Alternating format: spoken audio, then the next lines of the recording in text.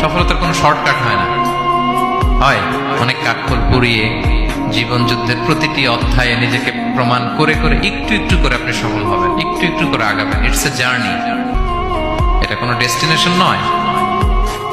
এবং সফল হওয়ার পথ পরিক্রমায় কোনো লিফট নেই, সিঁড়ি বেয়ে উপরে উঠতে হয়। কি বেয়ে? কিন্তু আমরা সফল হতে চাই কিভাবে? ডাইরেক্ট 100 তলায় আমি সফল, উপরে সবার উপরে আমি, এইভাবে চাই সফলতাটা। সবার উপরে উঠে যাব, গোল্ড মেডেল গলায় পরাই দিবে, আমরা সাকসেসফুল না। সফলতার রাস্তায় কোনো লিফট থাকে না, কি দিয়ে উঠতে হয়? সিঁড়ি বেয়ে ঘাম ঝরিয়ে উঠতে হয়। দেখেন, শুধু আলোর মুখ দেখার জন্য মায়ের পেটে আমাদের কত সময় লাগছে বলেন তো? জাস্ট একটু লাইট, হ্যাঁ 9 মাস 10 মাস সময় লাগছে শুধু একটু আলো দেখবো আমরা।